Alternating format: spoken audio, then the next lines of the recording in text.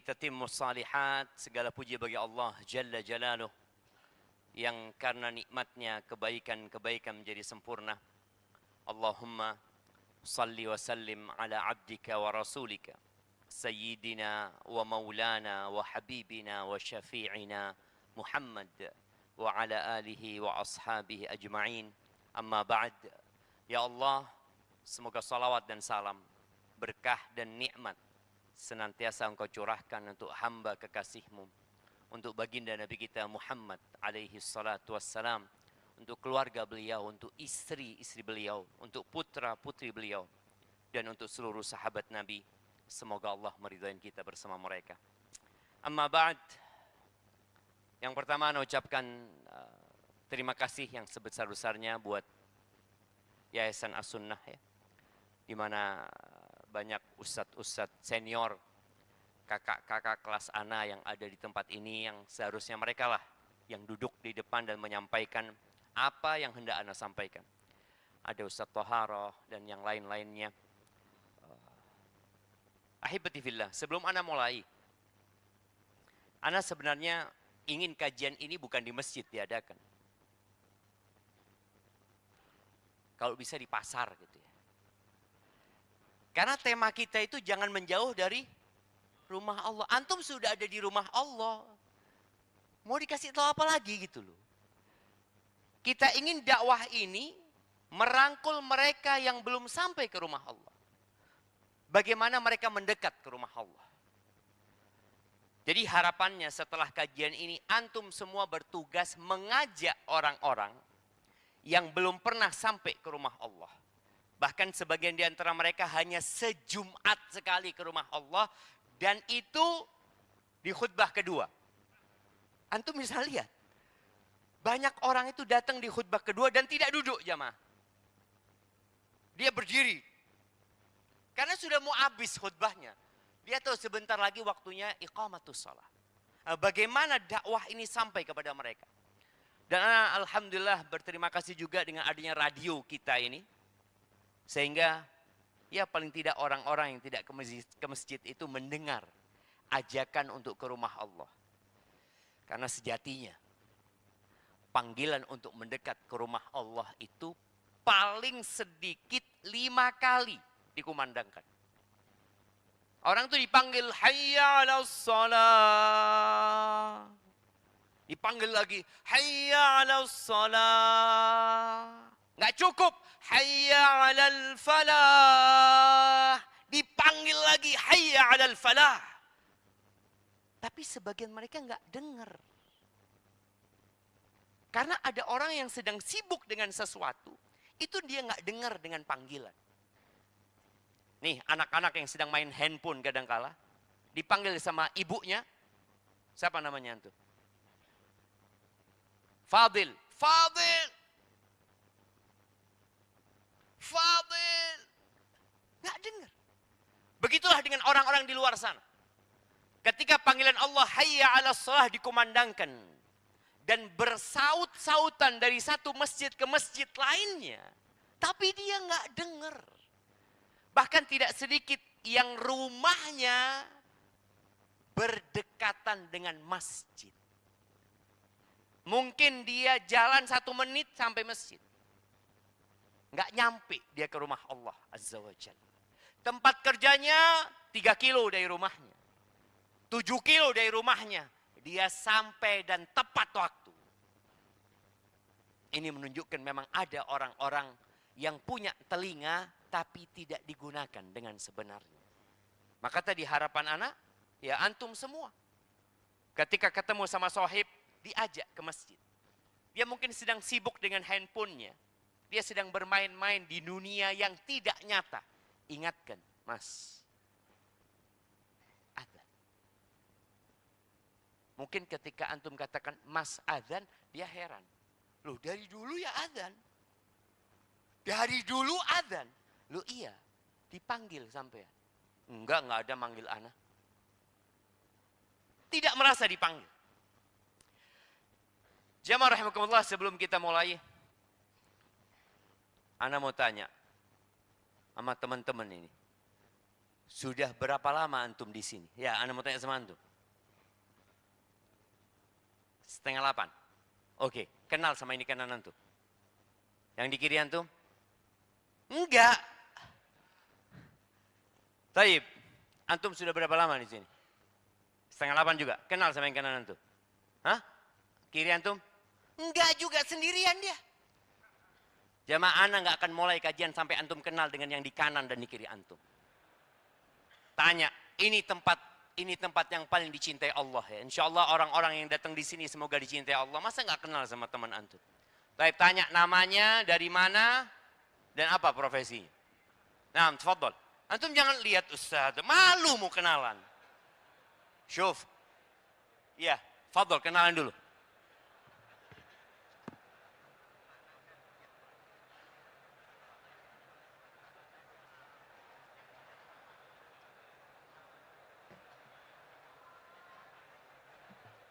Emak-emak juga ya. Ibu-ibu di bawah, di bawah, di atas ibu-ibu. Oh, di bawah. Tolong saling kenalan ya.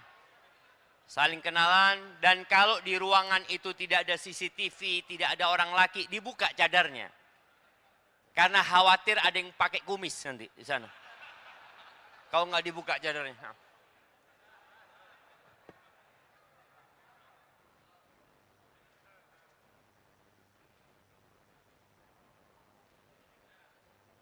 Anak akan tes, kalau masih ada yang nggak kenal, Anda nggak mulai kajian. Nah,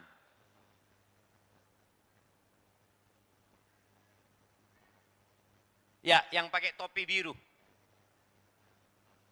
Kenal sama yang di kiri antum? Yang di kiri antum? Belum kenalan ternyata. Astagfirullahaladzim. Kita itu nggak tahu fadilah dari berkenalan dengan saudara kita, fadilah dari bersalaman dengan saudara kita. Nabi alaihi salatu wassalam mengatakan, ma min muslimaini yaltaqiyani fayatasafahan. Tidaklah dua orang beriman yang berjumpa, kemudian mereka saling berjabatan tangan, melainkan dosa-dosa mereka akan berguguran. Sebagaimana daun pepohonan di musim gugur itu berjatuhan. Maka jangan mensia-siakan fadilah ini. Kita juga kadang-kadang salaman sama yang kita kenal. Nggak kenal, bukan dari kelompokku. Astagfirullah. Semua orang beriman. Semuanya. Apapun bajunya.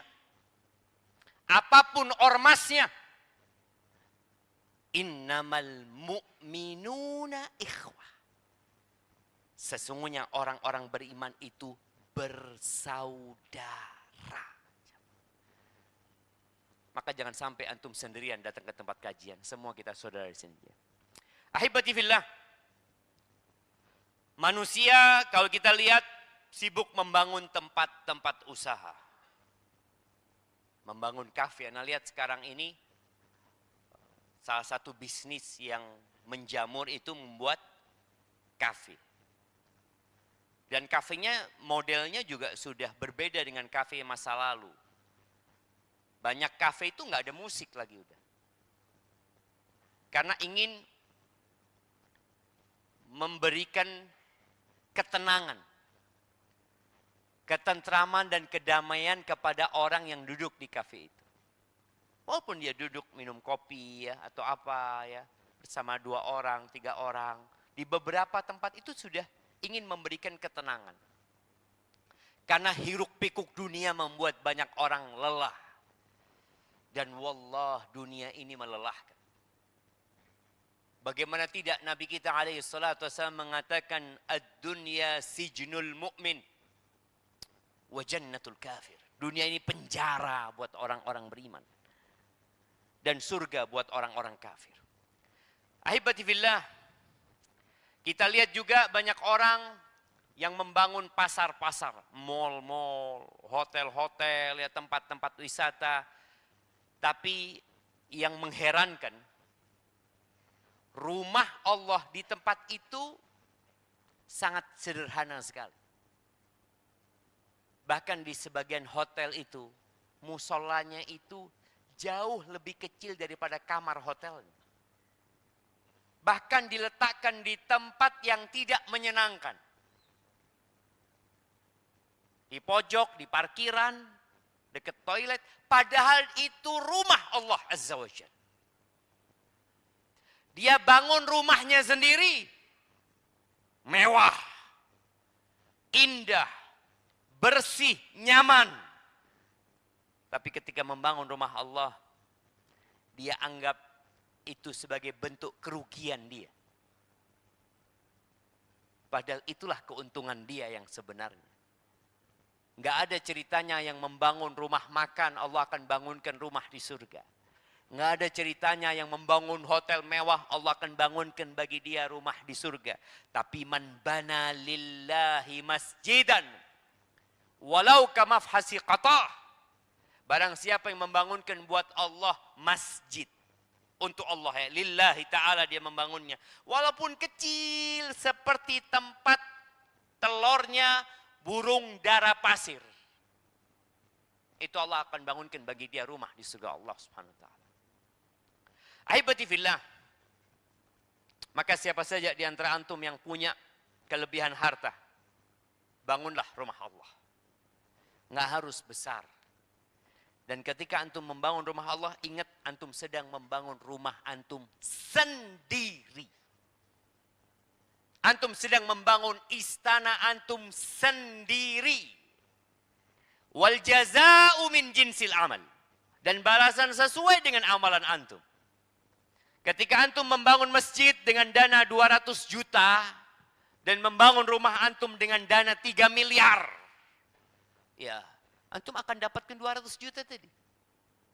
Seperti yang antum keluarkan, antum akan dapatkan. Bahkan Allah lipat gandakan. Dan masjid ini menjadi ikon eksistensi umat Islam. Walaupun kadangkala kita masuk masjid nggak ada yang sholat. Dulu, ya, kalau kita membaca sejarah, para saudagar Arab yang datang ke negeri kita. Mereka menggunakan kapal laut, kemudian mendarat di pesisir sana. Biasanya mereka meminta izin kepada penguasa yang ada untuk membangun masjid. Dan mereka bangun. Maka ada masjid-masjid kuno itu biasanya di daerah pesisir. Karena itu tempat mereka menetap dahulunya. Dan Rasul Sallallahu Alaihi Wasallam ketika hijrah ke kota Madinah, sebelum beliau sampai kota Madinah selama 13 tahun, beliau nggak bisa bangun masjid. Nggak punya umat Islam itu yang namanya Islamic Center. Jadi masjid itu dulu Islamic Center. Nggak punya. Karena di Mekah Masjidil Haram dikuasain oleh orang-orang musyrikin. Ka'bah di situ ada 360 berhala. Bayangin ya. Ka'bah yang kita lihat sekarang dulu ada 360 berhala di sana. Orang-orang tawaf itu yang mengelilingi berhala-berhala itu juga. Dan umat Islam kalau ketemu kumpul-kumpul di Masjidil Haram, maka mereka akan ditindas. Diganggu dan disakiti. Akhirnya Rasul Sallallahu Alaihi Wasallam memilih salah satu rumah untuk berkumpul. Karena nggak bisa kumpul di masjid, maka beliau memilih rumahnya Al-Arqam ibn Abil Arqam. Pertanyaannya, kenapa beliau memilih rumahnya Al-Arqam ibn Abil Arqam? Kenapa tidak memilih rumahnya Abu Bakar?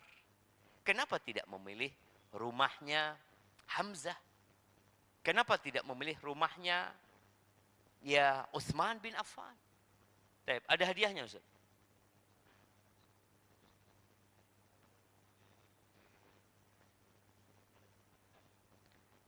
Ya, terus diumumkan gitu Ustaz ya. Masya Allah, ana harus memberikan pengumuman. Mana Ustaz? Ana aja Ustaz. Oh iya, fadhal Ustaz. Bismillahirrahmanirrahim. Ikhwani fillah azakumullah. Ada mobil-mobil yang mohon segera ya, bukan nanti, segera sekarang juga untuk dipindahkan. Terutama yang di bagian depan, di depan toko material itu. Saya sebutkan ya, Avan ininya, mobilnya, platnya E1407LV. E1407LV, mohon segera pindahkan. Mobilnya Honda, tulisannya H aja Ustaz. 6. Lalu mobil G, ini berarti dari daerah Brebes ya, sana. G1247TD. Mohon segera dipindahkan karena kita dakwah ikhwani fillah azakumullah bukan untuk sekarang saja tapi untuk ke depan kita jaga kondusivitas dan yang semisalnya. Jadi mohon segera dipindahkan mobil G1247TD. Lalu mobil B1752BIZ. B1752BIZ. Ini mobil menghalangi toko material. Di situ kita depan ada toko material. Mohon nanti panitia diarahkan. Ini lumayan mobilnya ada sekitar 6 yang nutup. Ada mobil Cirebon ini E1760LV. E1760LV mohon segera dipindahkan. Lalu ada mobil Nissan B2930KVL. B2930KVL mohon segera dipindahkan. Lalu ada mobil Fortuner AG 1812PV. AG 1812PV mohon juga segera dipindahkan. Demikian ikhwani fillah azakumullah agar ke depan juga dakwah kita menjadi baik ya, karena tentu dakwah tidak begitu saja. Mohon Ustaz. Ustaz. Masya Allah, barakallahu fiik. Iya. Kita itu mengajak kepada kebaikan tanpa mengganggu orang lain. Maka tolong tadi yang mobil-mobil yang disebutkan, yang masih suka sama mobilnya. Kalau nggak suka sama mobilnya, kasihkan kontaknya, tafadhol. Jamaah rahimakumullah, tadi ana ada satu pertanyaan, ada hadiahnya. Ya, tafadhol. Oke. Karena tokoh Quraisy yang disegani. Masya Allah, ini jawabannya betul, tapi untuk pertanyaan yang salah. Nah, ya kenapa kok milih rumahnya Al-Arqam ibn Abil Arqam? Kenapa dijadikan pusat? Nah,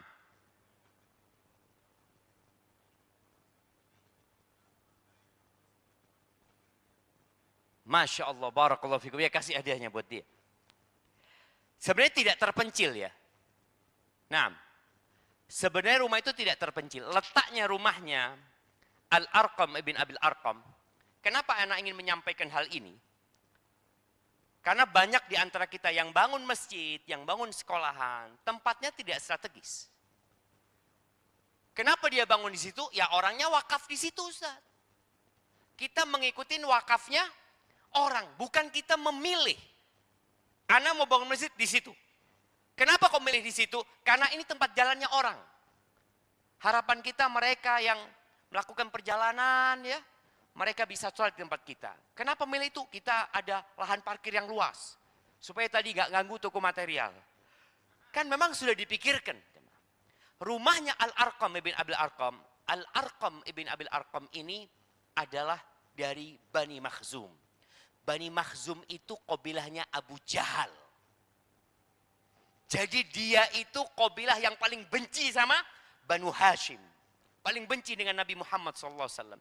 Orang nggak mungkin mikir akan milih tempat kumpul di tempatnya musuhnya. Yang kedua, rumahnya Al-Arqam ini punya 2 pintu. Jadi dar, jadi dalam bahasa Arab itu ada yang namanya dar, ada manzil, ada bait. Nah ini anak-anak pondok ini pelajari nanti. Perbedaan dar. Dar itu biasanya komplek. Ada beberapa rumah di situ. Dan kalau kita lihat dulu, nenek-nenek moyang kita itu kalau bikin rumah itu kayak perkampungan.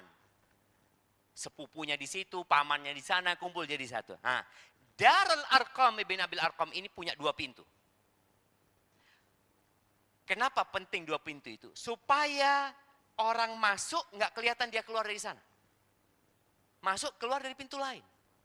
Dan posisinya berada di Jabal Sofa. Antum tahu tempat orang yang namanya Sa'i itu? Sofa Marwah, di situ letaknya. Dan di situ tempatnya keramaian. Kalau tempatnya terpencil akan ketahuan. Dilihat, loh ngapain ya mereka ke sana. Tapi karena tempatnya ramai, jadi orang ya biasa ke sana. Masuk ke rumah itu nggak keluar lagi kan? Aman. Itu penyebab dipilihnya Darul Arqam ibn Abil Arqam. Kemudian Al-Arqam juga masih anak muda, jadi bukan tokoh dia. Bukan, dia masih muda sehingga tidak dicurigai. Maka tolong siapa saja yang ingin bangun rumah Allah Azza wa Jal, pilihlah tempat yang strategis. Antum lihat, orang-orang Nasoro umpamanya, mereka bangun gereja itu di tempat strategis. Jadi mereka nggak nunggu wakaf. Tapi mereka punya strategi bangun di sana. Bagaimana semua orang yang keluar masuk kota kelihatan eksistensi mereka. Iya. Kemudian kuburan-kuburan juga mereka bikin tempatnya strategis.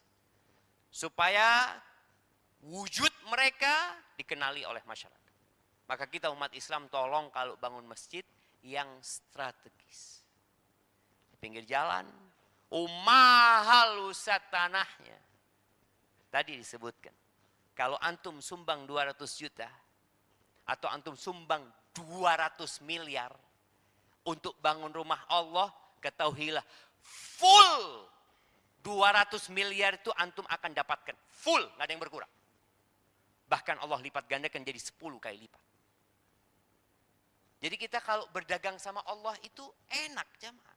1 dikasih 10, 1 dikasih 700. Kita pilih rumah kita strategis, nyaman. Rumah Allah kita letakkan di tempat-tempat yang kadang-kadang nggak ada penduduknya. Kenapa? Ustaz, murah tanahnya.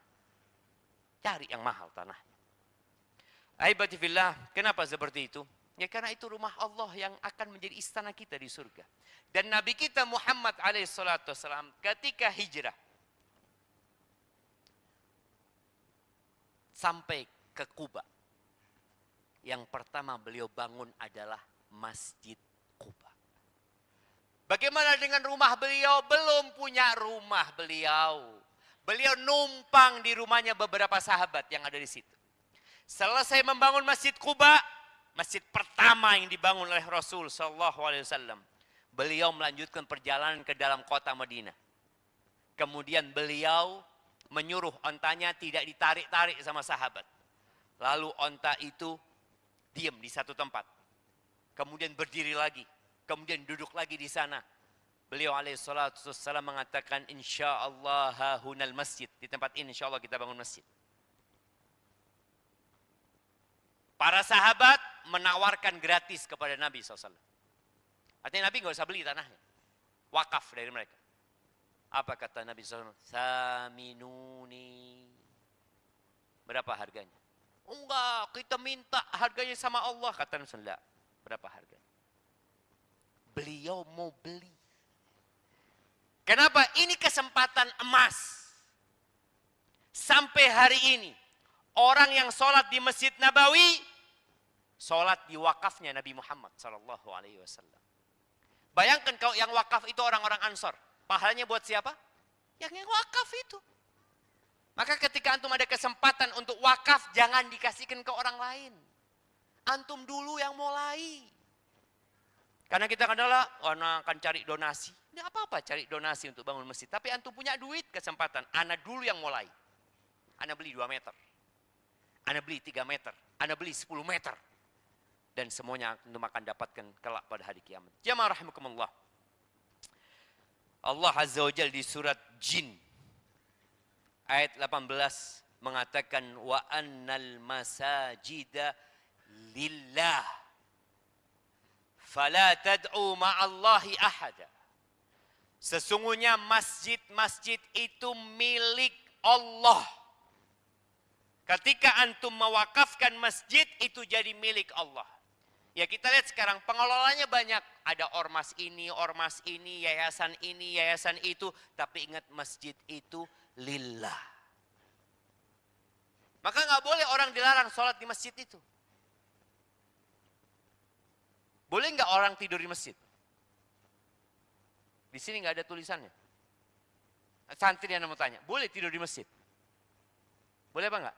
Nggak diusir? Nggak dibangunin? Dibangunin? Dibangunin enggak? Nah, anu tanya santri, dibangunin enggak kalau tidur di masjid? Enggak, dibiarkan tidur gitu. Subuh sampai zuhur tidur di masjid. Jadi ingat, masjid itu milik Allah. Jadi antum mau sholat di masjid siapapun boleh. Karena masjid itu bukan milik siapa-siapa. Kadang-kadang sebagian orang itu melihat, ini masjid ini logonya punya siapa? Oh punya Muhammadiyah. Enggak, anak enggak sholat. Melihat, oh punya NU, enggak sholat. Ingat, semua masjid milik Allah. Ormas-ormas itu hanya wadah. Tapi masjid itu lillah. Jangan pernah kita berdoa memohon kepada selain Allah di masjid-masjid itu. Dan masjid itu rumahnya orang yang bertakwa. Jadi kalau kita berpikir anak punya rumah yang sertifikatnya anak milikin, ternyata semua masjid itu miliknya orang yang bertakwa. Di hadis Abu Darda radhiyallahu taala anhu, qala sami'tu Rasulullah sallallahu alaihi wasallam yaqul al-masjidu baitu kulli taqi. Kata Abu Darda radhiyallahu anhu, aku mendengar Rasulullah sallallahu alaihi wasallam bersabda, masjid itu rumah setiap orang bertakwa. Oleh karena itu, ketika Nabi alaihi salatu wasallam menjelaskan ada 7 golongan yang akan mendapatkan naungan dari Allah pada hari tidak ada naungan kecuali naungan Allah Azza wa Jalla. Siapa yang mau menyebutkan 7 golongan itu? Nah, fadhal. Ya. Orang yang hatinya itu mic-nya diambil. Pertama, orang yang terpaut hatinya ke masjid. Nah. Yang kedua, 2 orang yang bertemu karena Allah, karena Allah. Ketiga, orang yang bangun tengah malam mengucurkan air mata meminta ampun. Kemudian orang yang bersedekah tanpa diketahui orang. Nah, orang yang bersedekah dengan tangan kanannya, Ya, yang tangan tahu, kirinya nggak tahu. Ya. Terus 4 sudah. Udah 4. Terus yang kelima, pemimpin yang adil. Pemimpin yang adil. Yang keenam,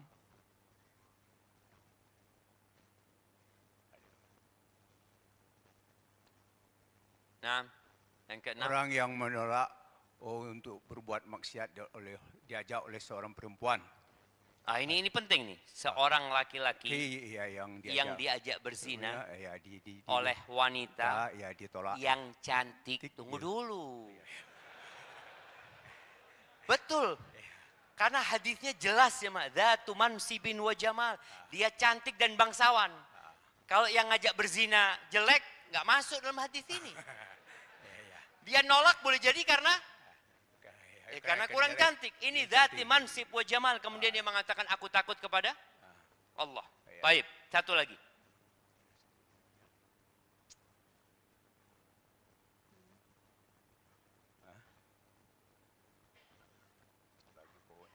Anak muda. Oh, anak muda yang tekun beribadah. Masya Allah, barakallahu fikum. Kasih hadiahnya. Itu jamaah anak muda yang tumbuh besar, tumbuh kembangnya itu dalam ketaatan kepada Allah Azza wa Jalla. Itu akan dapat naungannya. Kalau orang sepuh sudah rajin ke masjid, ya biasa aja Ustaz. Udah memang mau mati dia Ustaz. Wajar dia mendekatkan diri kepada Allah. Memang kalau anak muda spesial. Beda. Beda coba. Salah satu dari 7 golongan itu adalah warajulun qalbuhu mu'allaqun bil masajid. Seorang laki-laki yang hatinya bergantung di masjid. Bayangin ya, hatinya itu bergantung. Antum lihat lampu di atas nih, kayak gini. Tubuhnya di pasar, tubuhnya di lapangan bola, tubuhnya mungkin sedang berlari, tubuhnya sedang naik sepeda, tapi jantungnya ada di mana? Di rumah Allah Azza wa Jalla. Ketika panggilan hayya 'alas shalah, jantungnya itu terus bergetar jemaah. Mau kemana engkau? Aku mau menuju ke jantungku. Maka Masjid itu rumahnya orang yang bertakwa kepada Allah Azza wa Jalla. Maka jangan jauh dari masjid. Taib, tadi Anda ngomong masalah tidur di masjid. Di Masjid Nabawi. Dan kalau bangun masjid itu yang luas. Yang kokoh, tapi nggak usah mewah. Karena mahal itu disebabkan kemewahan. Nah, masjid model kayak gini nih cocok. Yang bangunannya ya sudah, kalau ini kan tingkat. Tahu tanahnya luas, Masjid Nabawi subhanallah ya. Luasnya kira-kira di tahun ke-7 Hijriah itu jadinya 2.500 meter persegi. Luas jemaah. Masjid itu. Tapi cuma kotak aja. Lah ada menara, wala ada kubah.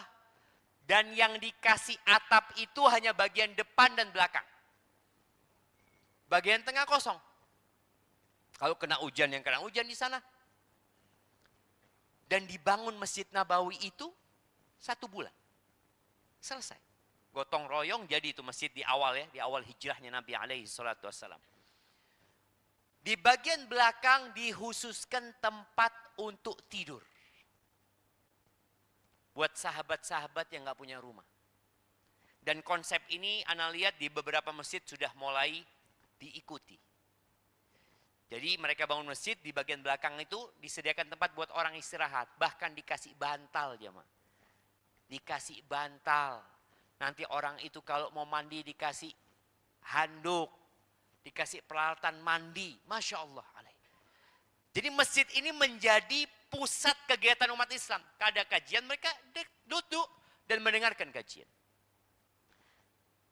Ada 80 sahabat kira-kira yang hidup di masjid karena nggak punya rumah. Bagaimana mereka makan?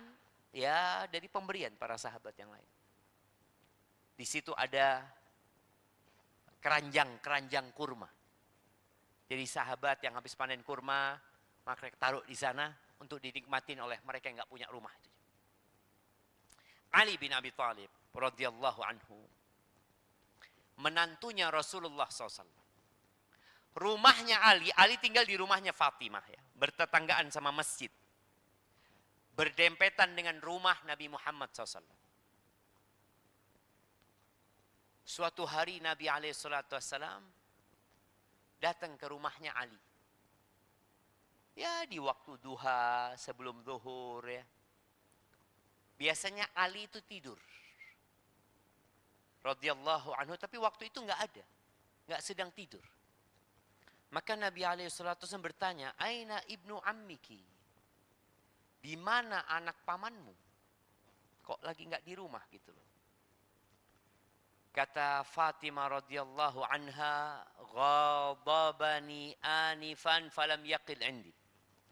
Ya dia marah sama aku tadi. Kemudian dia nggak tidur siang di sini. Nah ini penting nih buat yang sudah berumah tangga. Dan penting juga buat emak-emak ya, buat para istri.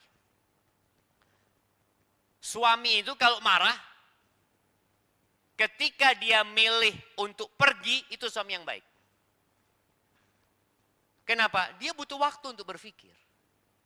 Dia butuh waktu untuk menenangkan diri. Kadang-kala perempuan itu kalau lagi ribut sama suaminya, nggak ingin ditinggal sama suaminya. Suaminya pergi mengatakan, bang kemana? Selesaikan dulu. Apanya yang mau diselesaikan gitu loh. Jadi perempuan dengan perasaannya ingin masalah itu langsung selesai, kelar, cerai atau lanjut. Gitu. Kadang-kala dia gitu. Enggak, laki-laki enggak. Laki-laki kalau lagi marah, ada masalah, udah dia pergi. Maka tolong bagi wanita, ketika suaminya pergi, biarkan dia pergi. Dia sedang butuh waktu untuk merenung, untuk berpikir. Boleh jadi dia memang salah gitu loh. Tapi nggak usah dipaksa untuk minta maaf waktu itu. Biar dia berpikir. Dan bagi bapak-bapak yang sedang marah sama istrinya, ribut sama rumah, sama keluarganya, tolong datang ke masjid. Mau tidur di masjid. Siap Ustaz. Sampai masjid disuruh pulang. Karena dilarang tidur di masjid. Nah ini masjidnya ini yang perlu mungkin buat teman-teman yang ada link ke Dewan Masjid Indonesia untuk memberikan tadi arahan-arahan agar masjid itu kalau memang mereka tidak ingin dijadikan tempat tidur, ya disediakan tempat tidur khusus buat orang-orang itu. Yang kecapean, yang lelah, oke, jangan di bagian ini karena bagian ini akan ditutup umpamanya. Ya sudah, dikasih bagian, mereka bisa istirahat. Nabi SAW tahu menantunya nggak ada, dia kirim orang, tolong cari, menantuku ada di mana ini? Suami anakku ada di mana? Ini mertua yang baik. Bukan dia mau intervensi kepada rumah tangga anaknya, enggak. Tapi dia ingin mendamaikan rumah tangga anak ketika terjadi keributan. Ketika nggak diribut, ya udah nggak usah diurusin. Mereka baik-baik saja. Akhirnya dikasih tahu bahwa Ali bin Abi Thalib sedang tidur di masjid. Dan Masjid Nabawi nggak pakai karpet, jemaah. Nggak ada karpetnya, nggak ada ubinnya, pakainya ya pasir itu. Oleh karena itu mereka kalau sholat kemudian turun hujan, ketika sujud biasanya akan nempel tanah di jidat mereka, di kening mereka. Ali tidur dalam kondisi selendangnya terjatuh. Sehingga punggungnya Ali ini penuh dengan pasir. Penuh dengan tanah.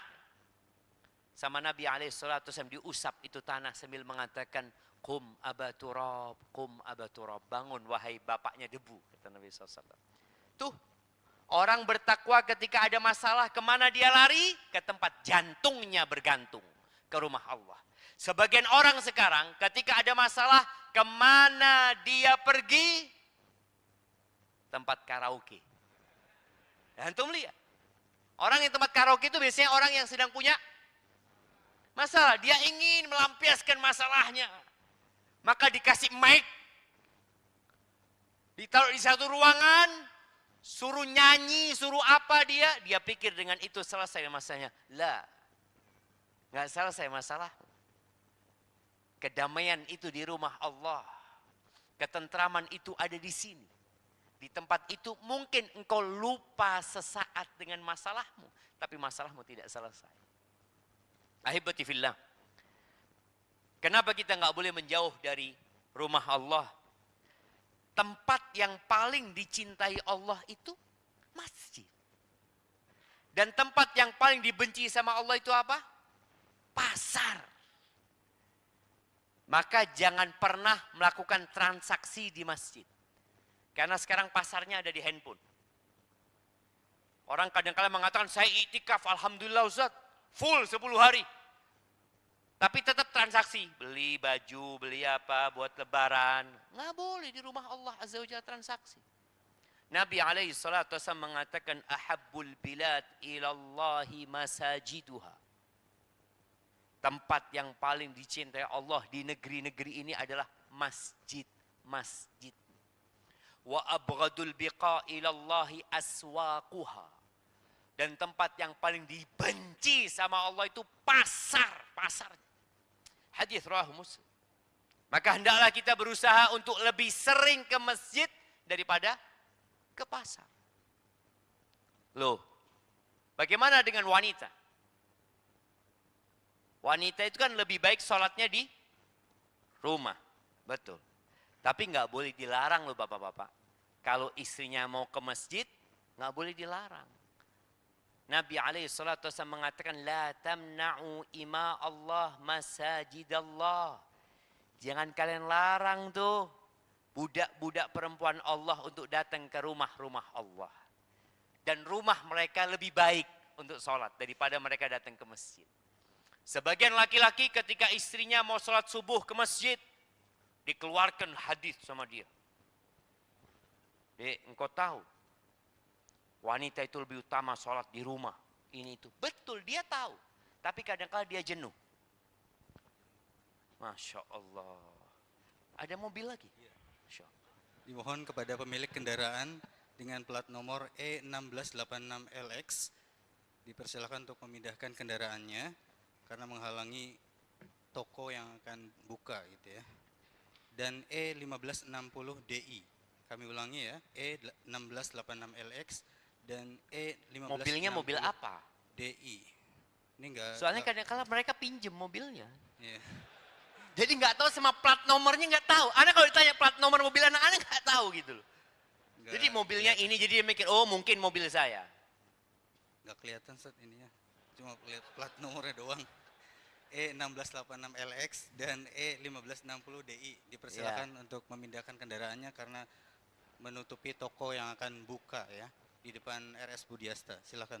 Masya Allah. Jadi panitia itu dikasih SOP kalau mau menyebutkan mobil, di foto mobilnya full, bukan cuma platnya doang. Karena tadi penyebabnya ada orang-orang yang memang nggak hafal dengan plat nomornya. Tadi ngomong apa Najama? Gara-gara mobil ini. Nah, wanita. Iya. Mau sholat subuh. Karena kalau perempuan ini terus terang, dia jenuh di rumah. Perempuan itu juga butuh healing. Alhamdulillah nggak minta healing ke pantai dia. Dia minta ke masjid. Boleh nggak? Loh boleh. Boleh. Kadang-kadang laki-laki ini Masya Allah karena baru ngaji. Sholat di rumah.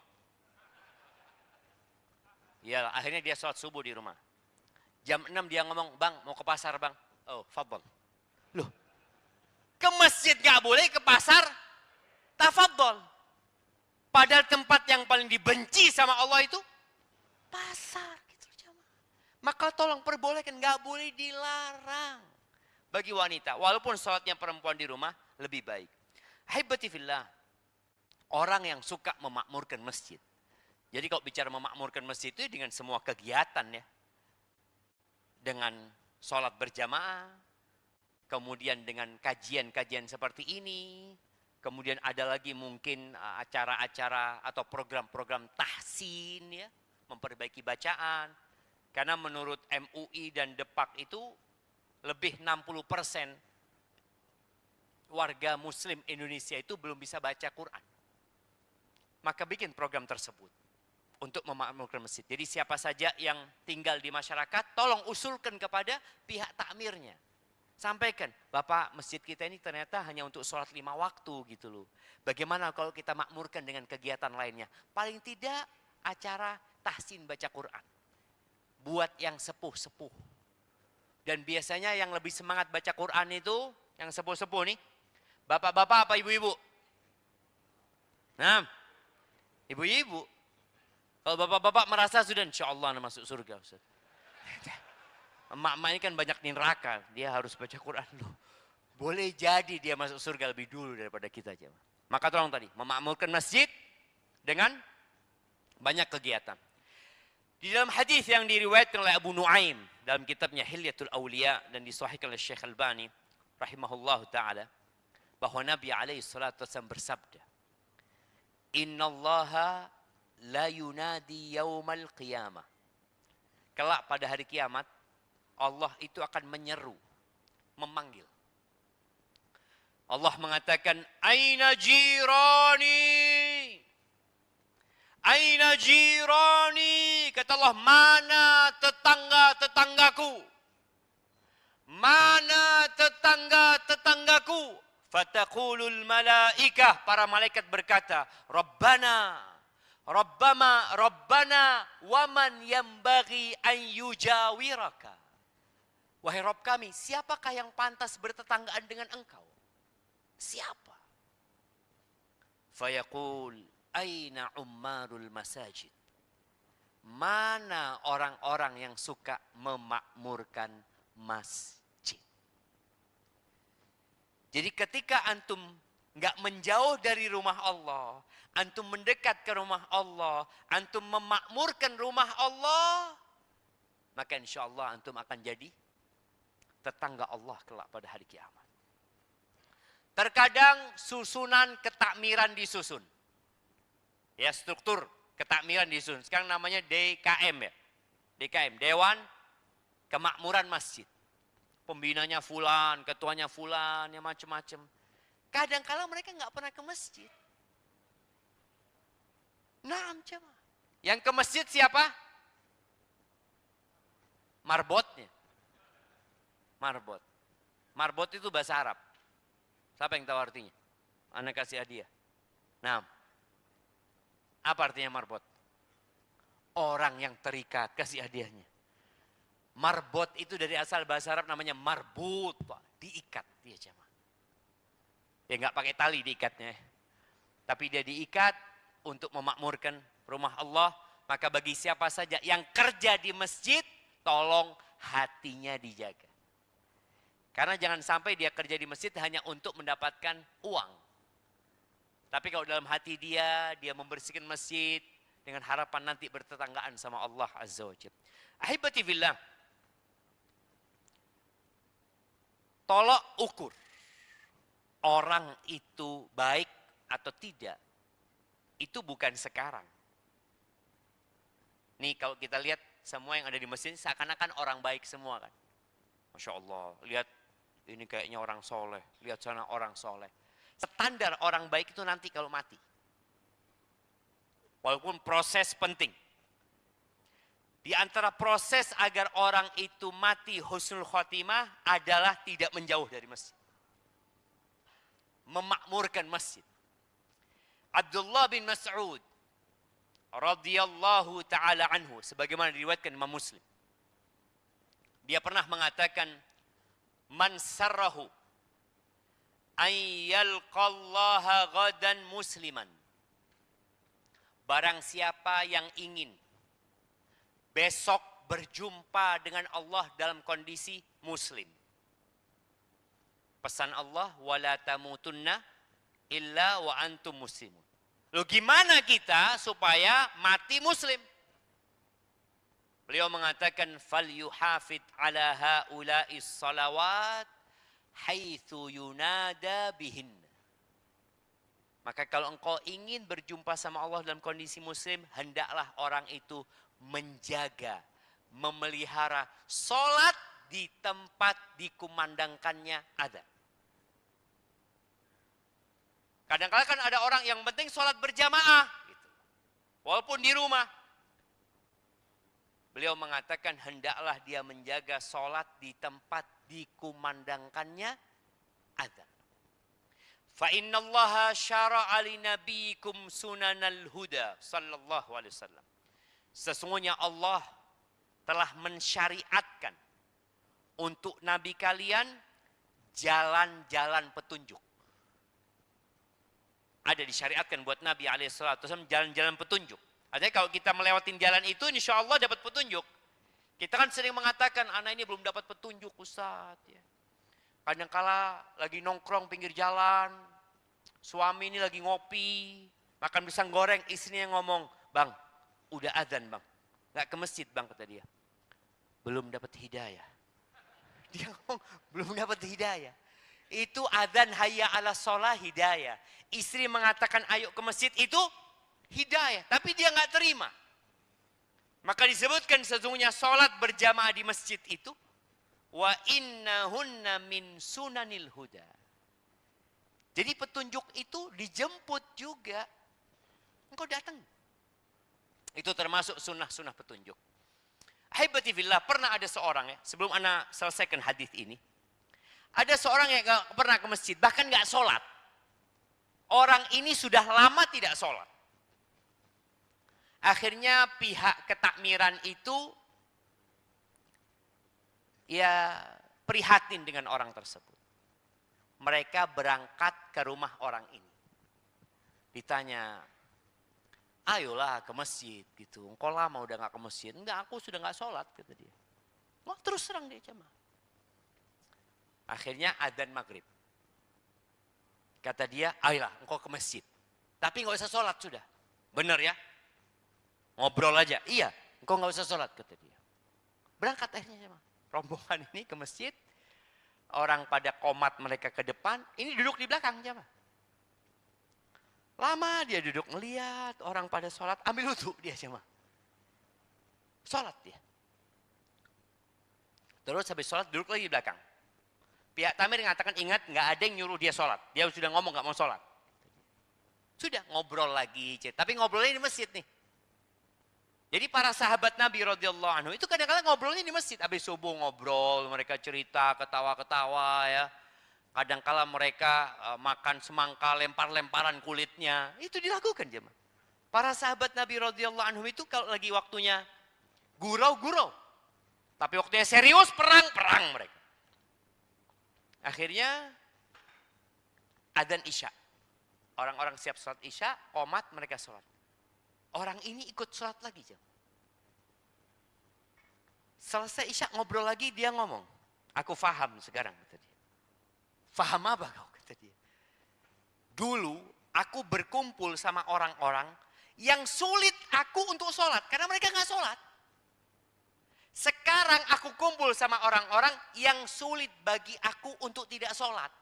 Karena semua sohibnya sholat. Masa dia diem sendirian gitu kan?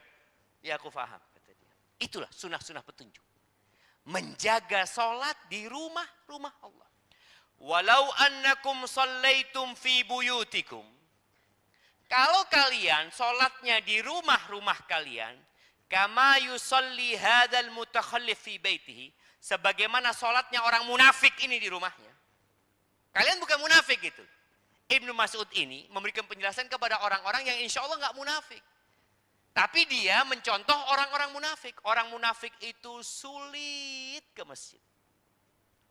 Allah Azza wa Jalla mengatakan, Innal munafiqina yukhadi'una Allah wa huwa khadi'uhum. Wa idza qamu ila salati qamu kusala. Mereka kalau bangkit untuk mendirikan sholat, mereka malas. Berat bagi mereka. Akhirnya ke masjid, iya tetap ke masjid. Yura'unan nas. Riya tapi. Ke masjidnya riya. Wala yadhkurunallaha illa qalila. Dan mereka tidak mengingat Allah kecuali sedikit. Salat yang jadi imam Nabi Muhammad SAW, mereka jadi makmum. Tapi mereka dari awal sudah berat. Oleh karena itu Nabi SAW kadang-kala kalau waktu sholat subuh, beliau tanya. Di absen sama Nabi SAW. Asyahidun fulan, fulan ada enggak? Enggak ada. Asyahidun fulan, fulan ada enggak? Enggak ada. Maka beliau SAW mengatakan, athqalus salati alal munafiqin. Salat yang paling berat buat orang munafik, salat Isya dan salat subuh. Pertanyaannya, kenapa? Siapa yang mau jawab? Nih, santri-santri. Nah, kasih mic-nya. Mana mic-nya?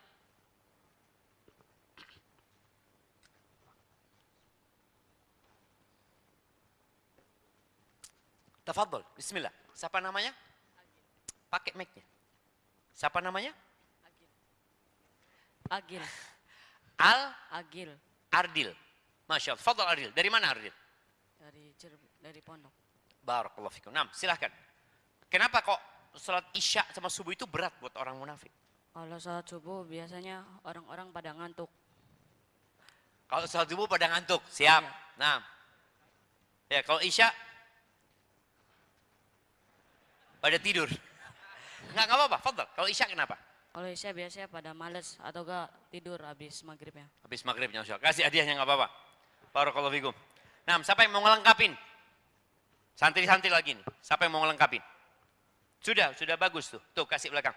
Mic-nya, nah, kirimkan ke belakang. Iya, angkat tangan. Mana yang angkat tangan tadi?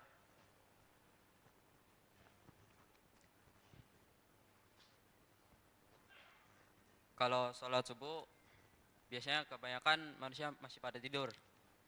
Sedangkan sholat Isya, biasanya kebanyakan manusia habis kerja itu.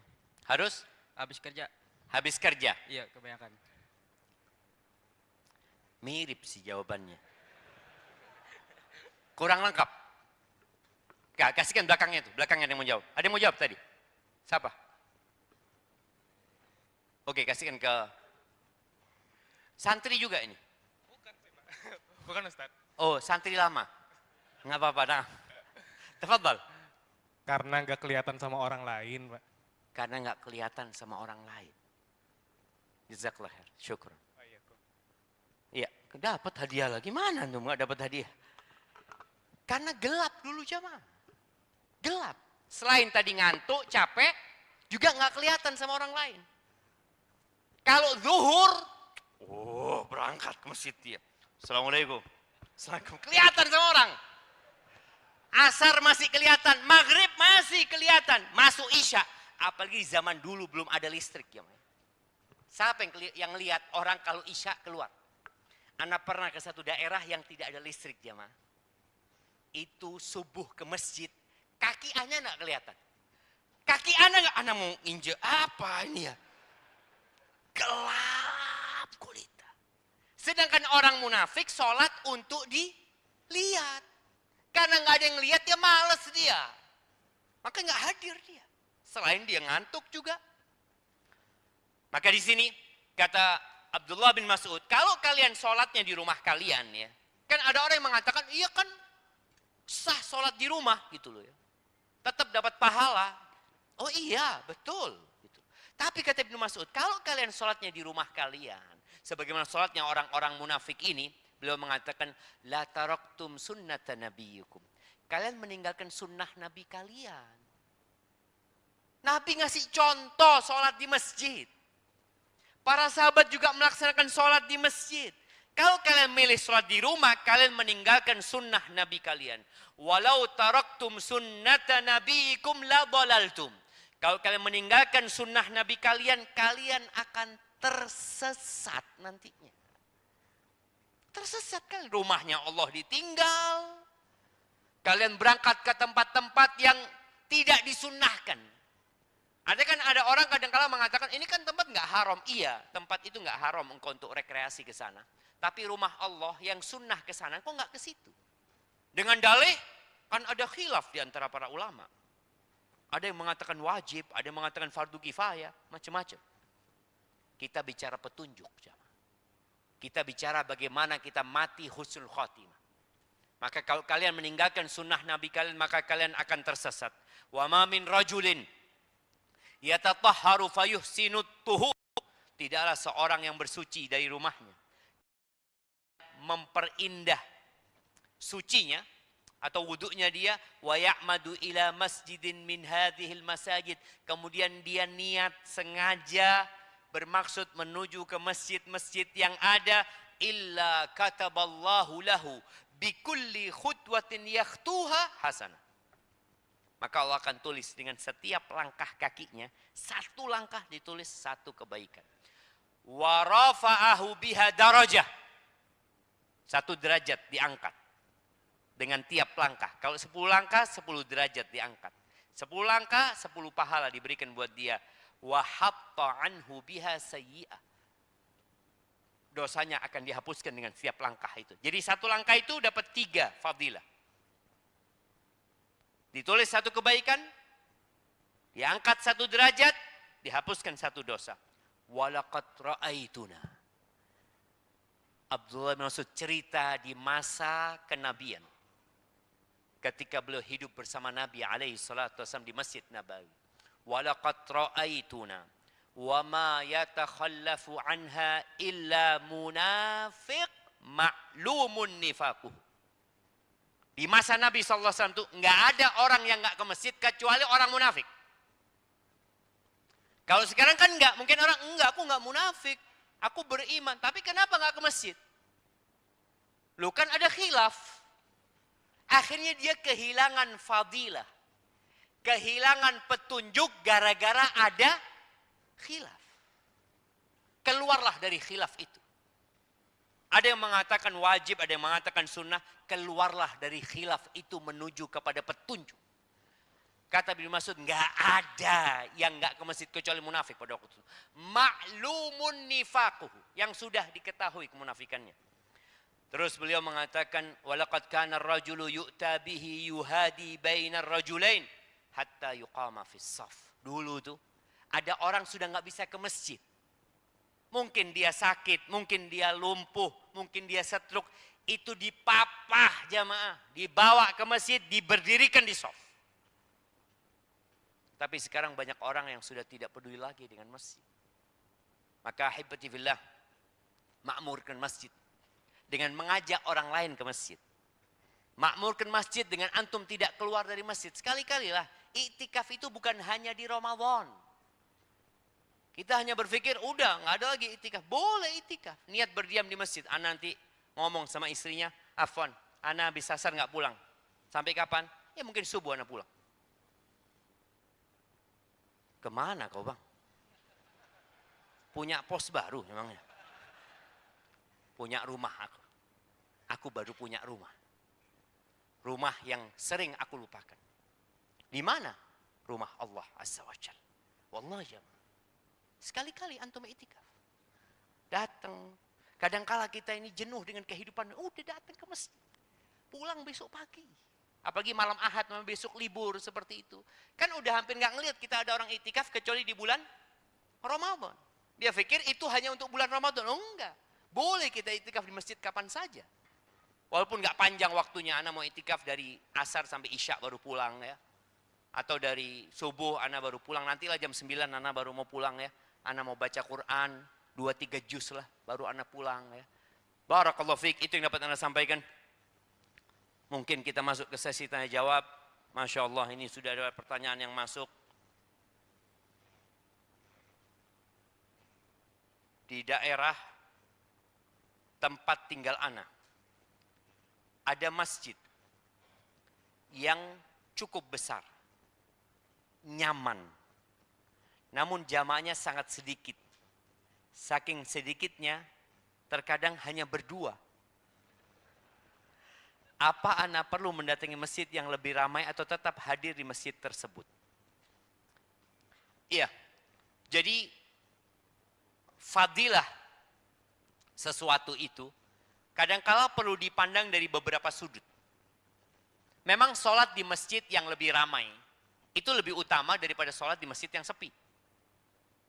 Masjid yang lebih tua lebih utama daripada masjid yang baru. Karena tempat itu sudah ya bertahun-tahun digunakan untuk beribadah kepada Allah Azza wa Jalla. Tapi ada sudut lain. Tadi masjid ini kalau anak nggak sholat di sana, boleh jadi nanti nggak ada yang sholat. Maka antum sholat di situ. Atau imam sama makmumnya mengatakan, ya Allah cuma kita berdua, kita pindah masjid aja ya, ditutup tuh masjid. Enggak engkau. Tetap engkau sholat, tapi bagaimana ada usaha untuk memakmurkan masjid. Salah satunya dengan membuat kegiatan-kegiatan mendatangi warga. Datang ke warga, bikin undangan dicetak. Nah, ngomong, Bapak, alhamdulillah kami ada acara ini, undangannya semoga bisa datang. Oh iya, sudah tinggal. Undangannya apa? Sholat berjamaah di masjid. Dia lihat loh, iya, karena ada orang dipanggil hayya ala sholat, nggak dengar. Mungkin dengan undangan itu, iya ya, ana dapat undangan. Sampai masjid, acaranya apa? Katanya, ya sholat. Sholat. Kemudian tadi bikin kegiatan, kajian umpamanya. Khusus warga setempat. Kita ini kadang-kala bikin kajian yang datang orang-orang jauh. Maka bagaimana bikin kajian untuk warga setempat gitu ya. Mereka di masjid kegiatannya. Apalagi mungkin kegiatan-kegiatan lain ya. Yang dapat dilakukan oleh pihak DKM untuk memakmurkan masjid. Tadi kalau cuma 2 orang yang sholat, berarti anggota atau struktur DKM-nya nggak ada yang sholat. Yang sholat cuma imam sama muadzin. Pengawasnya, pengurusnya, ketuanya. Kalau anggota DKM itu sholat di masjid, insya Allah cukup lah. Mungkin ada 10 orang, ada 15 orang ya. Tapi bismillah, pelan-pelan ya. Ana ingat cerita di salah satu daerah, ana lupa daerahnya di mana. Ada salah satu lulusan Madinah, dia pulang ke daerah itu, masjid itu udah ditinggal oleh masyarakat. Jadi perkebunan, mereka hidupnya di kebun, di ladang-ladang sana cuma. Akhirnya dia bersihkan masjid itu. Lalu dia mulai adzan. Adzan, nggak ada yang sholat kecuali dia. 2 hari, sampai sebulan, ada 1 orang. Kemudian rame masjid itu cuma. Jadi perlu ada usaha dari kita untuk memakmurkan masjid, dan kata Nabi alaihi salatu wassalam, ad-dalu 'alal khairi kafa'ilihi. Orang yang menunjukkan orang lain kepada kebaikan itu seperti orang yang melakukan kebaikan itu.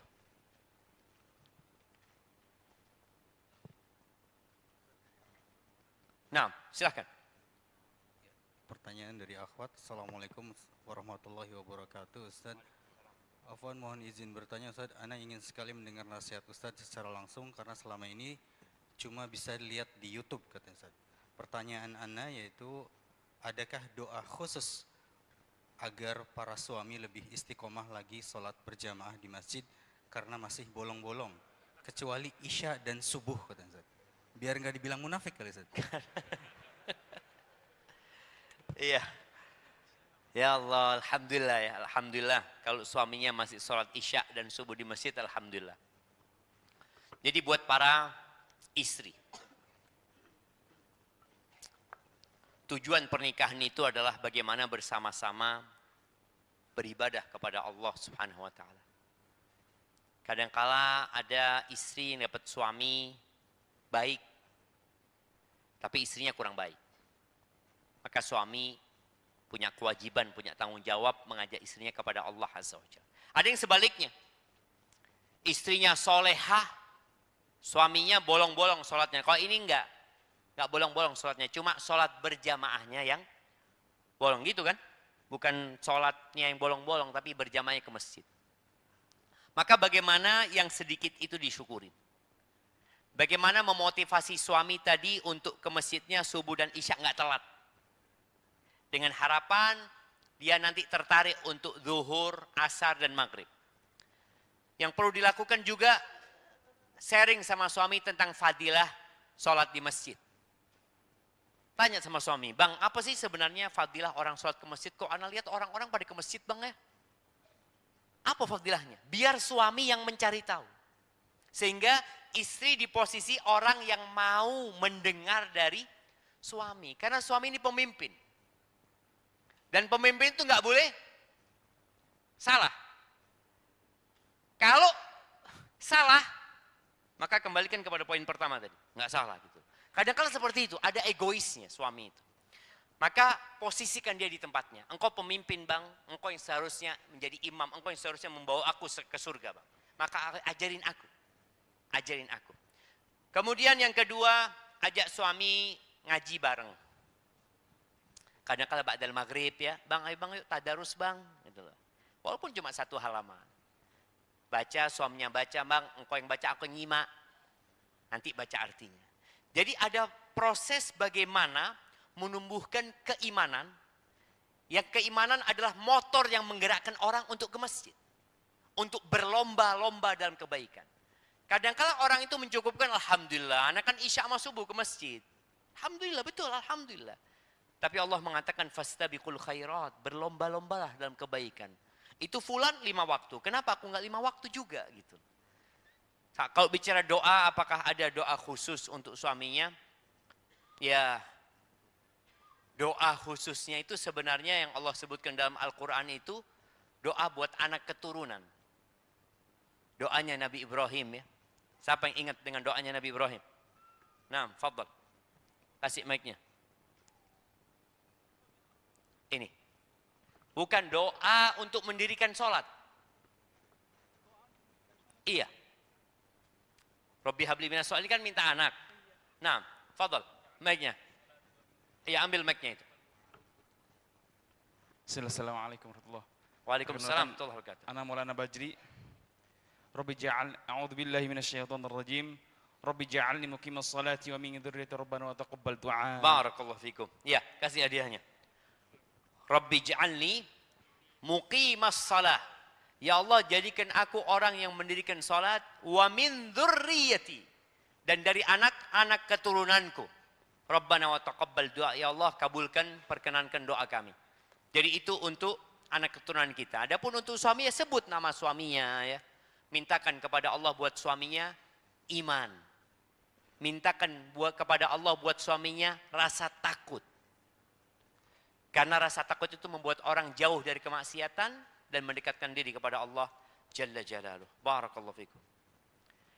Ustadz, bagaimana jika ketika kita mewakafkan masjid, tetapi terjadi perkara bid'ah di dalamnya? Apakah kita sebagai yang mewakafkan akan mendapatkan mudarat darinya? Enggak, insya Allah. Karena masjid itu yang jelas dibangun untuk ditegakkan zikrullah di dalamnya. Kalau di dalam ada perkara-perkara yang tidak sesuai dengan sunnah, ya antum sebagai pewakaf, bagaimana mengurangi kemungkaran yang terjadi. Sampaikan kepada pengelola, tolong diadakan kajian ya. Kajian tafsir umpamanya, kajian fikih, ya, kajian doa-doa yang isinya tauhid kepada Allah Azza wa Jal. Antum sebagai pewakaf sampaikan itu. Walaupun antum mungkin ya terdepak dari masjid itu, tapi antum tetap bisa memberikan masukan kepada mereka. Dan kelak ketika antum ditanya sama Allah pada hari kiamat, antum punya jawaban. Aku sudah ya Allah, aku sudah sampaikan kepada mereka. Aku sudah memberikan arahan kepada mereka. Barakallahu fikum. Bagaimana cara menyikapi anak kecil yang suka bermain dan bercanda di masjid? Apakah kita perlu mengusirnya? Ya itu anak kecil. Kalau anak kecil di masjid suka ngaji, baca Quran, heran kita ini. Ini anak kecil kok kayak gini gitu loh. Anak kecil itu sukanya bermain. Maka yang perlu dilakukan bagaimana menyampaikan kepada orang tuanya. Anak kecil itu perlu didampingi. Dan kita ini tadi orang-orang beriman itu bersaudara loh. Kalau antum ngelihat anaknya orang bermain ya, kadangkala ya karena anak pernah kecil. Dan antum kayaknya juga pernah kecil. Dulu waktu kita di masjid ya, biasanya sholat asar karena kita mau ngaji, asar, maghrib, isya tuh kadangkala kita ke masjid. Kita sama orang tua itu nggak boleh di soft depan. Anak-anak belakang. Seneng kita jemaah. Kayak kita nggak tahu fadilah soft pertama. Tapi kalau sudah di belakang, itu sholat nanti dorong sana, dorong sini. Karena nih yang tua-tua tidak ikut mendidik mereka. Seharusnya tuh anak-anak nggak tahu anaknya siapa. Jangan dicari mana bapaknya, jangan. Engkau jadi bapaknya ketika bapaknya nggak ada. Ketika dia sholat, ada 2 anak kecil atau 3, engkau masuk ke tengah, dipisahkan. Kasih tahu nak, sholat ya, nanti kalau mau main selesai sholat. Seperti itu. Jadi kita turut mendidik anak-anak itu. Alhamdulillah dia mau ke masjid. Karena ada orang-orang tua yang mengusir mereka dari masjid. Lalu ketika mereka besar, kita suruh mereka ke masjid. Ayo kok nggak ke masjid? Saya dulu ke masjid diusir. Sekarang suruh balik ke masjid gitu loh. Inilah. Antum perlu sabar menghadapi mereka. Mereka rame ini dan itu. Ya udah bagaimana peran kita? Sekali lagi jangan sibuk cari orang tuanya. Tapi bagaimana peran semua jamaah itu mendidik anak-anak itu. Karena memang ada masalah di empati dan simpati kita kepada saudara kita. Kita banyak hidup masing-masing. Nggak ngurusin orang lain. Buktinya antum tadi di sini. Nggak kenal sama yang kanan kiri. Wallahi jemaah itu bukti. Kalau dengan orang dewasa yang ada fadilah kita bersalaman sama dia, digugurkan, kita nggak peduli sama yang di kanan kita, yang di kiri kita. Bagaimana dengan anaknya orang yang ada cuma menggerutu gitu? Ketika lihat anak siapa ini bapaknya nggak tanggung jawab ini. Loh, antum ambil nak sini nak, duduk di sebelahnya.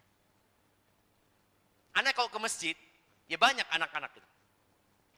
Ya, kalau anak datang, anak berusaha agar anak-anak itu nggak gurau gitu loh.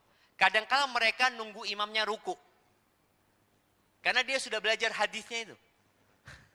Jadi kalau dapat imamnya ruku masih dapat 1 rakaat gitu kan. Dia main-main. Pas ruku lari mereka jamaah. Kenapa mereka seperti itu? Karena ada pembiaran. Dari siapa? Dari kita. Kita hanya mau cari orang tuanya. Enggak, bismillah. Orang tuanya mungkin kerja. Boleh jadi orang tuanya merantau ke luar negeri.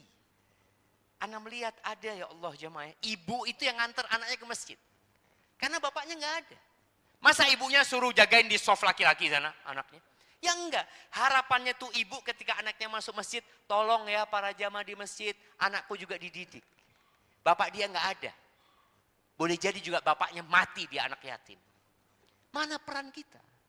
Jadi jangan berpikir mereka itu diusir. Tapi ada pendekatan kita kepada mereka. Antum punya hadiah, antum beli permen atau apa, anak-anak kasih ya. Ketika antum baik sama mereka, mereka akan baik sama antum, akan menghargai antum. Tapi kalau antum marah-marah sama mereka, maka mereka akan meninggalkan masjid. Pernah juga anak bawa anak-anak ya, ponaan-ponaan banyak, mungkin 15 orang ke masjid. Ana bawa mereka ke masjid memang. Sebagian pakai celana pendek. Ana ikut ke masjid, ana ngomong. Sampai masjid diusir sama takmirnya. Apa ini pakai celana pendek ini?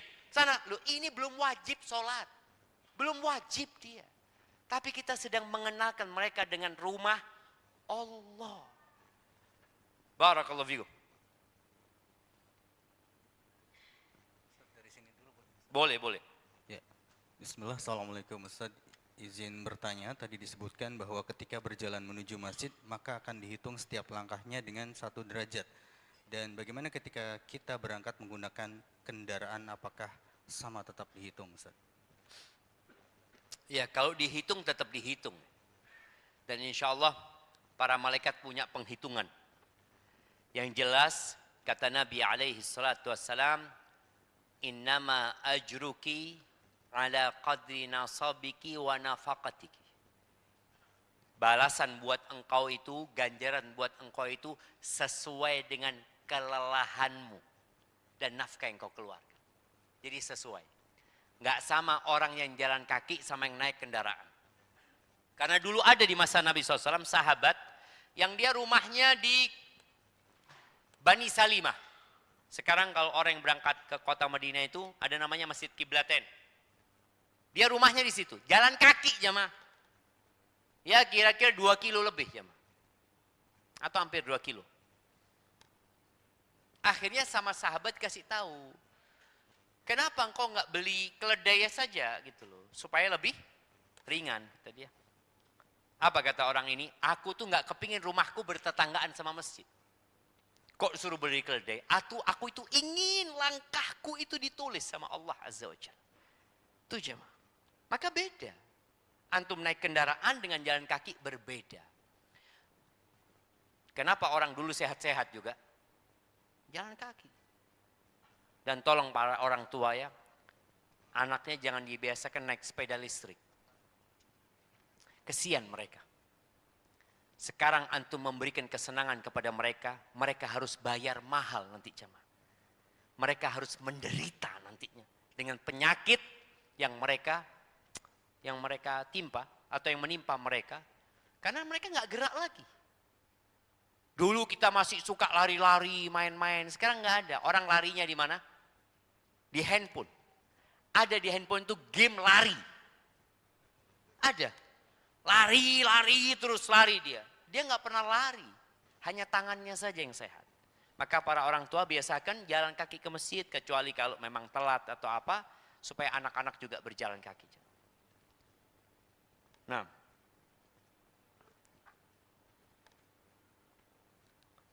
apakah boleh sholat berjamaah di musola kantor? Boleh. Apakah sama derajat sholat berjamaah di musola kantor dengan masjid pada umumnya? Tadi ada perbedaan dari sisi masjidnya itu sudah lama ya, kemudian masjidnya banyak jamaahnya dengan masjidnya yang mungkin nggak banyak jamaahnya. Kemudian boleh jadi di kantor juga adzannya nggak dikumandangkan, maka usahakan kantor juga tetap ada adzannya walaupun di musola kantor. Apakah hukumnya sholat Jumat atau mengadakan sholat Jumat di musola kantor? Apabila jumlahnya kemudian syaratnya terpenuhi, insya Allah nggak ada masalah ya. Karena bicara musola sama masjid ini hanya penamaan jamaah. Dua-duanya sebenarnya sama-sama masjid. Cuma musola itu tidak diadakan sholat Jumat, akhirnya disebut musola. Padahal sama-sama masjid. Memang dulu di Madinah itu, di setiap qabilah itu ada masjid. Tapi tidak digunakan untuk Jumatan. Mereka Jumatannya ke Masjid Nabawi gitu loh. Sholat 5 waktunya ya di musola tadi sebenarnya. Tapi kalau memang jamaahnya sudah banyak, ya nggak ada masalah. Apalagi masjidnya kadang-kala jauh ya. Mereka boleh mengadakan sholat Jumat di sana dengan catatan tadi syarat dan rukunnya terpenuhi. Barakallahu fikum. Apa hukumnya sholat di masjid yang di sekitarnya kuburan? Yang pertama, kalau kuburan itu tidak di dalam masjid, masih aman. Tapi masalahnya masjidnya ini di tengah-tengah kuburan, Ustaz. Jadi kuburan semua, tahu-tahu di tengah itu ada masjid, maka tolong cari masjid yang lain. Usahakan kita sholat, nggak apa-apa kalau ada kuburan ya jauh dari masjid, atau di depan masjid tapi ada penghalangnya ya. Jadi bukan di dalam masjid. Barakallahu fikum. Bagaimana cara menguatkan iman untuk selalu beribadah di masjid? Iman saya suka kendor.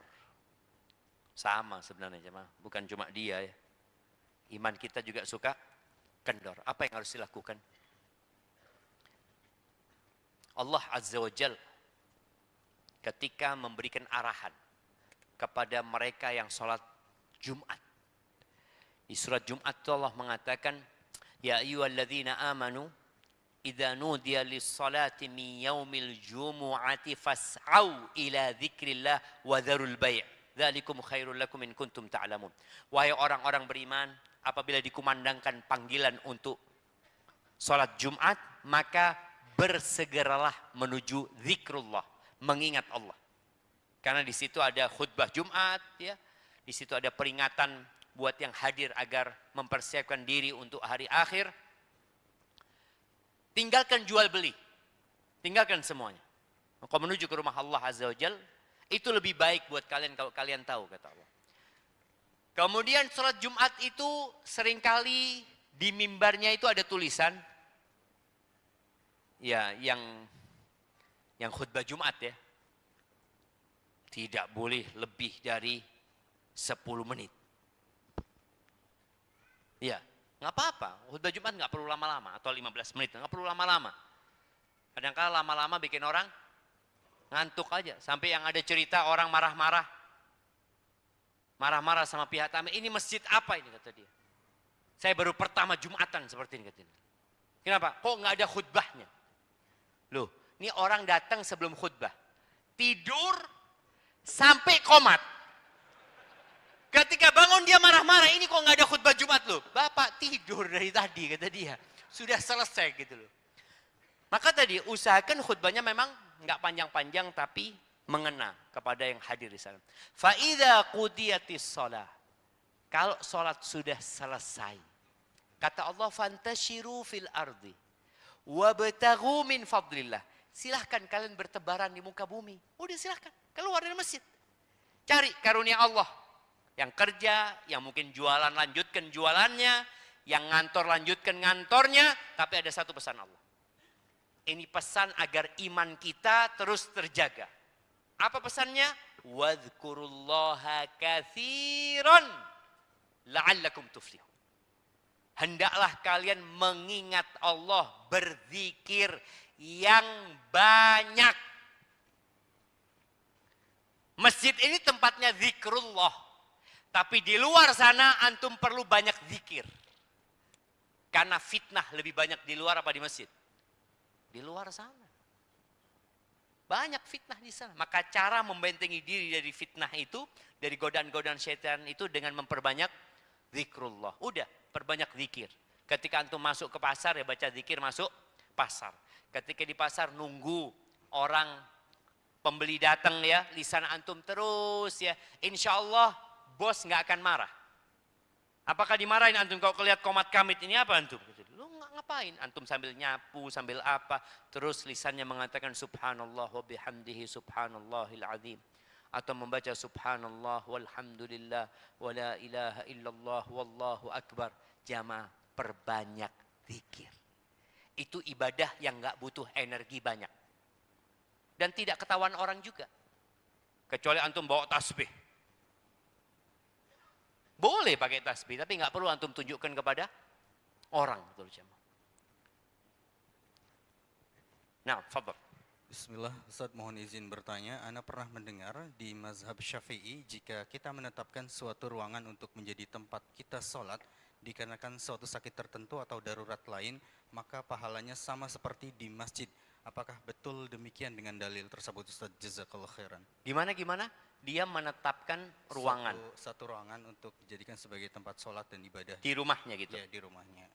Karena sakit gitu. Barakallahu fikum. Wallahu a'lam bishawab ya. Memang dulu ada sahabat Nabi. radhiyallahu taala anhu yang minta Nabi sholat di rumahnya. Dia mau jadikan tempat itu sebagai tempat sholat dia. Karena memang kadang-kadang dia nggak bisa ke masjid. Apalagi kalau sudah musim hujan, ada seperti sungai, wadi yang penuh dengan air. Dia nggak bisa ke masjid sudah. Maka Nabi SAW akhirnya datang ke rumah orang ini. Beliau tanya, di mana tempat yang kau ingin jadikan tempat sholat? Akhirnya Nabi sholat di sana. Sehingga sahabat ini menjadikan tempat itu untuk sholat dia. Tapi kalau dikatakan pahalanya sama dengan masjid, wallahu a'lam. Anda nggak tahu.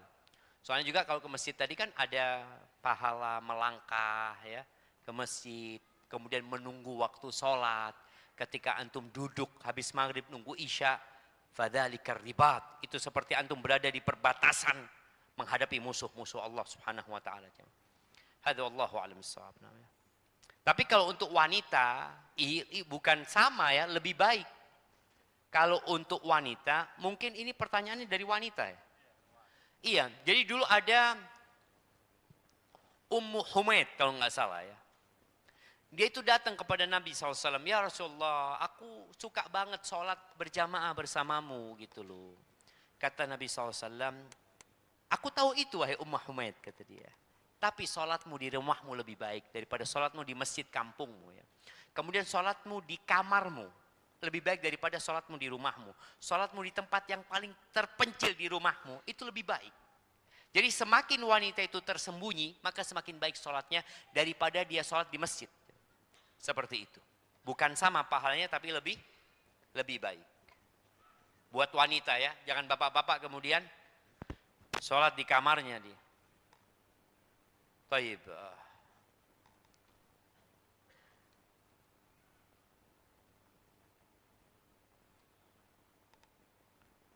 Adakah aktivitas hal yang mubah yang tidak boleh dilakukan di masjid selain transaksi? Iya. Di antaranya mengumumkan barang hilang di masjid. Itu juga tidak diperbolehkan jamaah ya. Maka kalau bisa setiap masjid itu punya tempat kayak di Masjid Nabawi, itu ada lokasi namanya lost and found, kalau nggak salah gitu tulisannya ya. Untuk barang-barang yang hilang. Jadi pokoknya ketemu kunci atau apa, nggak usah diumumkan di masjid, ditaruh di sana. Apa yang diumumkan ke jamaah? Umumkan ke jamaah yang kehilangan sesuatu apa, kita alhamdulillah punya divisi yang menangani hal itu. Silahkan untuk ke sana. Jadi tidak mengumumkan barang yang hilang tadi. Bagaimana mengumumkan mobil tadi itu jamaah? Ya seharusnya bukan di masjid pengumumannya itu. Barakallahu fikum.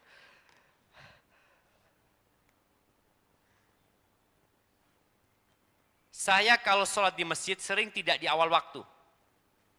Saya datang ke masjid walaupun iqamah sudah dikumandangkan. Padahal sebelumnya saya sudah niatkan agar bisa berangkat pas adzan dikumandangkan. Tetapi pada kenyataannya susah sekali, Ustaz. Sebenarnya apa yang salah dengan saya, Ustaz, dan bagaimana cara mengatasinya? Jazakallah khair. Iya.